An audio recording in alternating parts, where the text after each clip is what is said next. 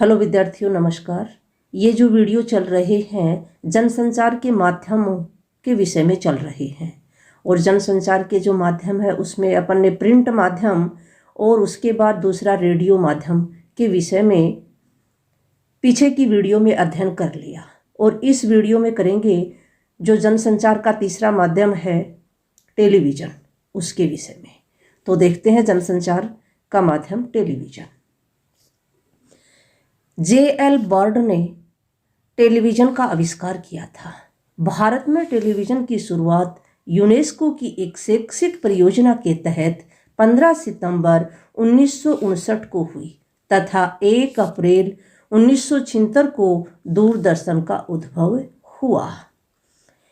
Television समाचारों की विशेषताएं क्या होती हैं? तो टेलीविज़न जनसंचार का एक दृश्य श्रव्य माध्यम है। रेडियो की भांति यह समाचार का एक रेखीय माध्यम है। एक ही शब्द है ये। तीसरी जो विशेषता है वो है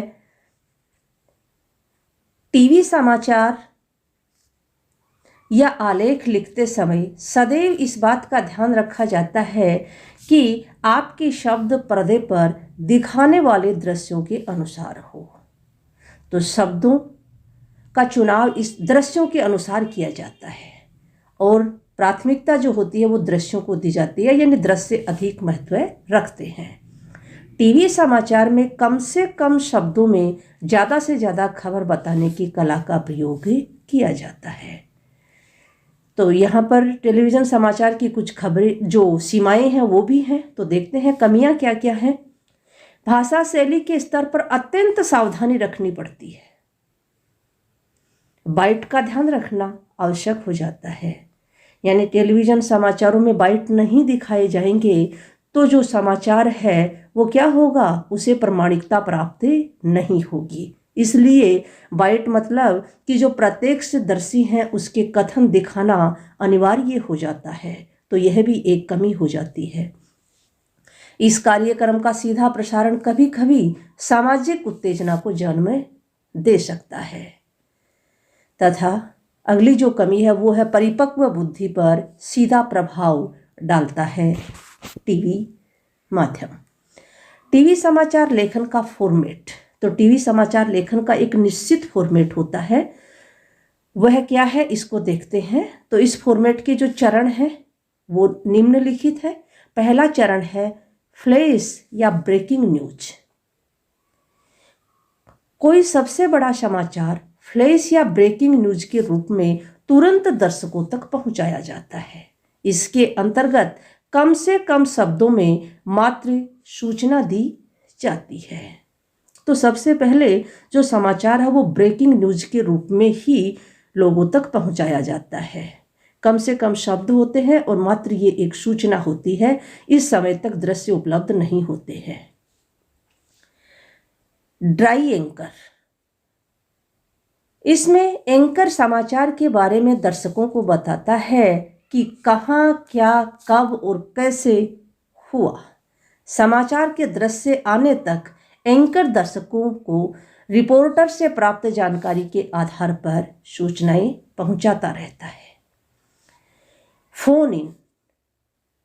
इसके पश्चात समाचार का विस्तार होता है ड्राई एंकर के बाद, और एंकर रिपोर्टर से फोन पर वार्तालाप करके सूचनाओं को दर्शकों तक पहुंचाता है।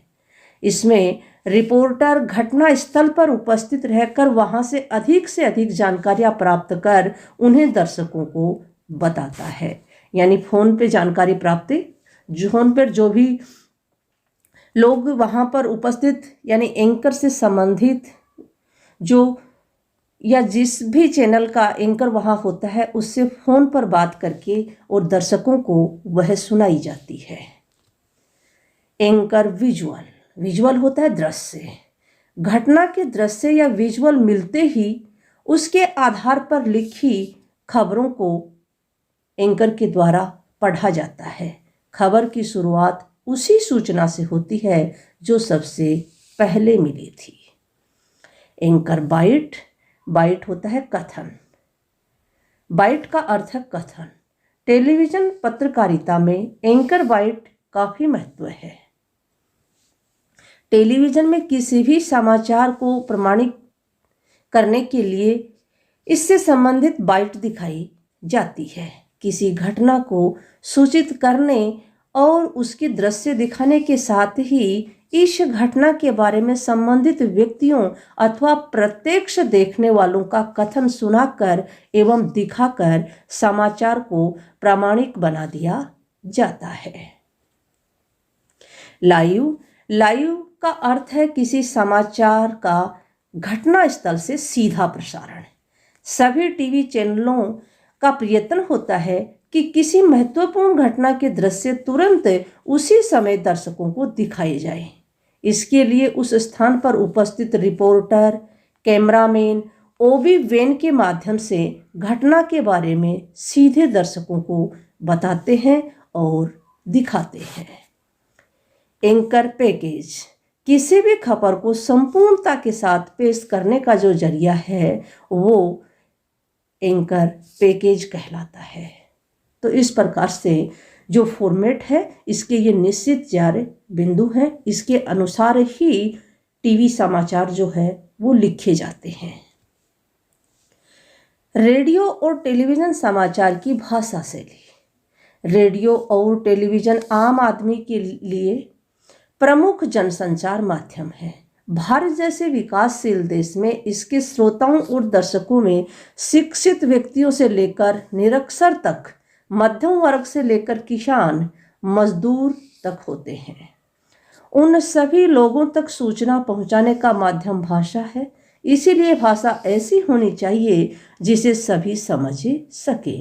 अतः रेडियो और टेलीविजन समाचार की भाषा शैली में निम्नलिखित बातों का ध्यान रखना आवश्यक है। तो टेलीविजन और रेडियो के जो दर्शक और श्रोता हैं वो भारत जैसे देश में क्या है, शिक्षित और अशिक्षित दोनों प्रकार के हैं। तो इसलिए जो रेडियो और टेलीविजन समाचार लेखक है उसे एक विशेष रूप से ध्यान रखना पड़ता है कि जो निरक्षर लोग हैं वो भी अपने लिखे हुए समाचार को अच्छे से समझ सके। तो भाषा की जो विशेषता है वो पहली विशेषता है गरिमा युक्त भाषा के साथ भाषा की सरलता पर ध्यान रखना चाहिए। यानी भाषा को सरल रखना है, लेकिन किस प्रकार से भाषा की गरिमा भी बनी रहे, गरिमा नष्ट नहीं होनी चाहिए। रेडियो टेलीविजन समाचार की भाषा सभी समझ सके इसका ध्यान रखना चाहिए। वाक्य छोटे, सीधे और स्पष्ट होने चाहिए तथा वाक्यों में तारतम्यता होनी चाहिए। उपयुक्त, अधोहस्ताक्षरित जैसे शब्दों का प्रयोग नहीं करना चाहिए। इससे श्रोता और दर्शक भ्रमित होते हैं ऐसे शब्दों के प्रयोग से। तो इन शब्दों का प्रयोग समाचार लिखते समय नहीं करना चाहिए। जटिल और उच्चारण में कठिन शब्द, संक्षिप्त अंक नहीं लिखने चाहिए। अब ये जो वीडियो है इससे संबंधित जो प्रश्न बन रहे हैं वो प्रश्न है एंकर बाइट किसे कहते हैं। तो बाइट कथन होता है। जो एंकर है वो जहाँ भी घटना घटी है वहाँ प्रत्यक्षदर्शी जो हैं उनके कथनों को सुनाता है दर्शकों को, जिससे वो खबर जो है वो प्रमाणिक हो जाए।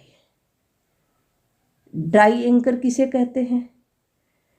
तो जो ड्राई एंकर है इसमें न्यूज़ रीडर या जो न्यूज़ एंकर कह सकते हो, न्यूज़ रीडर एंकर दर्शकों को उस खबर के बारे में सीधे सीधे बताता है कि कहाँ, क्या, कब और कैसे हुआ।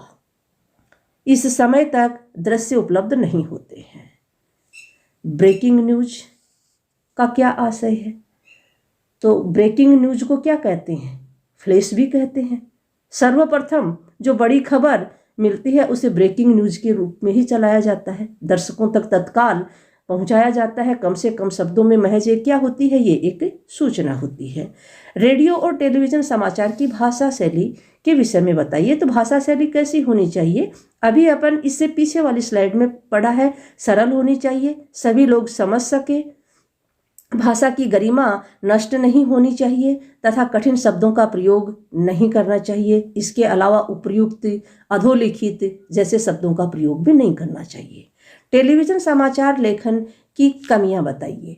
तो टेलीविज़न समाचार जो है इसमें कुछ कमियां भी हैं कि जिस प्रकार से अगर सीधा प्रसारण देखा जा रहा है तो क्या होता है, कई बार सामाजिक उत्तेजना का जन्म हो जाता है। कुछ सामाजिक उत्तेजना का मतलब कि कुछ लड़ाई झगड़े हो जाते हैं। एक जो दूसरी जो कमी है वो है कि बाइट दिखाना बहुत समस्यापूर्ण कार्य है। अगर बाइट नहीं होंगे तो टेलीविज़न समाचार की प्रामाणिकता जो है वो कम हो जाती है। इसके साथ में ही भाषा शैली जो है उसका भी बहुत अधिक ध्यान रखना पड़ता है। तो ये सारी टेलीविज़न समाचार लेखन की कमियां हैं। धन्यवाद विद्यार्थियों, आज की इस वीडियो में इतना ही। वीडियो अगर आपको अच्छा लगा है तो चैनल को सब्सक्राइब कर लेना और बेल आइकन भी प्रेस कर लेना।